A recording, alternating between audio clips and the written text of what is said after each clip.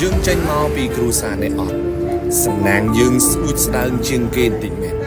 tai bảo miên ở cát phơi cá sông phơi cá ỏi ọt bị chặt đi môi con bò trâu cá không bật dương cao mau trong cừu sa này ọt mệt sầm nàng dương miên ọt trơn tị hai bờ sân chỉ dương ọt không bật tiết nâng cứ chỉ sôi thô mình tên được trongជីវិតរបស់យើងចេញពីគ្រួសារនេះតែកុំបោះចោលការខំប្រឹងរបស់យើងអសោះគ្រូខ្ញុំក៏ផ្ដាំថាភ្លៀងនៅលើដំបូលផ្ទះអ្នកមានភ្លៀងនោះក៏ធ្លាក់លើដំបូលផ្ទះយើងដែរដំបូលគេធំទឹកផ្ទះគេបបោគេមិនត្រង់ក៏បានដែរប៉ុន្តែដំបូលផ្ទះយើងតូចបើសិនជាយើងខ្នះខ្នែងជាងគេបន្តិចយើងអាចសល់ទឹកខ្លះសម្រាប់ប្រើដែរយើងចេញពីតកូលអ្នកខ្សោយសំណាងយើងគឺស្ដួចស្ដើងជាងគេទៅហើយឱកាសយើងក៏តិចតួចជាងគេដែរប៉ុន្តែបើយើងផ្ដេកផ្ដួលមិនចាប់យកឱកាសតូចទាំងអស់នឹងយើងអត់ខ្វល់ជាមួយវាទៀតនឹងសំណាងយើងនឹងវារត់ទៅខើទៅទៀតឬក៏លែងមានក៏ថាបានយើងខ្សត់ទ្រពតែកុំឲ្យខ្សត់ការខិតខំប្រឹងប្រែងសោះទី2កុំបោះចោលគំនិតវិជ្ជមានរបស់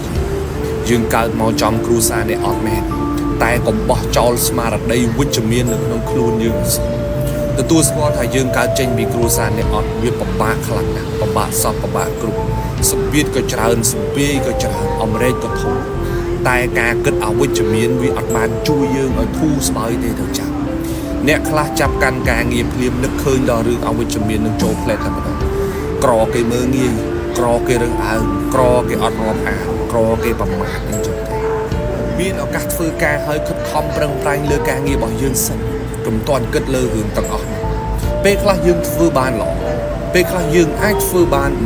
100% ប៉ុន្តែដោយសារតែការគិតវិជ្ជមានការគិតមិនល្អរបស់យើងនឹងវាបែរជាបំភ័យយើងទៅវិញហើយពេលខ្លះគេអត់បានធ្វើអីយើងទេគឺភាពអវិជ្ជមាននៅក្នុងខ្លួនយើងវិញនឹងឯងដែលវាបំផ្លាញយើងខ្សត់ឱកាសយើងមានតិចតួចណាស់កុំយករឿងអត់បានការមួយចំនួន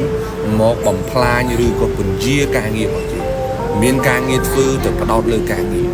រឿងរ៉ាវអីផ្សេងទៀតទុកវាម្ដងសិនទី3កុំបោះចោលគុណធម៌ជាមនុស្សយើងកើតមកនៅក្នុងគ្រួសារអ្នកអត់មែនតែកុំបោះចោលគុណធម៌ជាមនុស្សរបស់យើងចេញពីគ្រួសារអ្នកអត់មែនតែអារឿងសិលធម៌រឿងគុណធម៌ជាមនុស្សនេះកុំឲ្យចាញ់គេធ្វើគុណជាមួយយើងត្រូវដឹងគុណគេត្រូវតបគុណគេវិញចេះសាទរមួយគេចេះអបអរគេកុំឲ្យគេដៀលចរិតថាយើងខ្សត់ហើយខ្សត់ទាំងសិលធម៌នៅទៀតទទួលស្គាល់ថាគ្រួសារយើងជាអ្នកខ្សត់តែមិនមែនមានន័យថាយើងគ្មានឱកាសសុទ្ធសាធនោះទេខំរៀនខំរកខំដាក់ខ្លួនខំរាប់អានស្វះស្វែង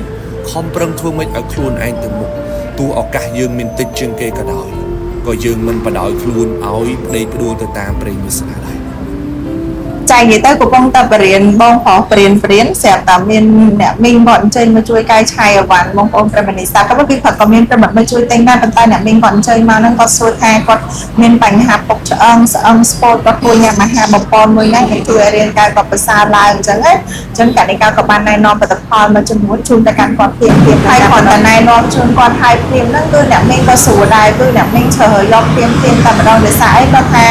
គាត់ឈឺចិត្តនិយាយទៅឈឺចិត្តផុតម្ដងហើយគឺគាត់ជឿទុកចិត្តទៅលើតែផលិតផលសុខភាពរបស់ ABC ទេហើយគាត់ជឿលើលោកគ្រូចាអីរាល់ផលិតផលដែលលោកគ្រូយកមកគឺមិនមែនសំខាន់រឿងលុយតែម្យ៉ាងទេប៉ុន្តែគឺផលិតផលដែលមានគុណភាពអញ្ចឹងទៅគឺអ្នកមីងដកលុយឲ្យព្រាមតែម្ដងចាហើយក្នុងនោះអ្នកមីងជ្រើសរើសយក Sesame X Sesame X វាជួយការពារពីមហារីកពុកឆ្អឹងស្ពុកឆ្អឹងដុំទីដុំខ្លាញ់ដុំសាច់ហើយជួយប្រព័ន្ធគេបានស្រួលទៀតហើយគាត់មានបញ្ហាខ្លាញ់នៅក្នុងថ្លើមអញ្ចឹងគាត់ជួយតែគាត់គួរញ៉ាំអីដើម្បីជួយរាងកាយត្រឡប់មកវិញជាក់ណាប្រមាណអាហារសម្រាប់បំពេញសុខភាពរបស់ ABC មិនមែនសម្រាប់ព្យាបាលទេក៏ប៉ុន្តែសម្រាប់ជួយរាងកាយបងប្អូនប្រិមត្តសាស្ត្រឲ្យត្រឡប់មកប្រកបដោយភាពវិញចាប៉ុន្តែវាត្រូវការប្រើពេលវេលាដូចយើងដាំដំណាំដាំបន្លែដាំដើមឈើមិនវាដល់ភុំគ្រូរបស់មកហ្មងទេគឺវាត្រូវការពេលវេលាអញ្ចឹងបងប្អូនញ៉ាំអាហារសម្រាប់បំពេញសុខភាពក៏វាត្រូវការពេលវេលាក្នុងការលក់ដែរហើយនៅត្រូវការពេលវេលាដើម្បីចូលទៅជ្រាបការពារនៅក្នុងរាងកាយដែរហើយអ្នកមានក៏ជ្រើសរើសយកសាប៊ូដល់ខ្លួនរបស់ ABC ជាប្រភេទសាប៊ូ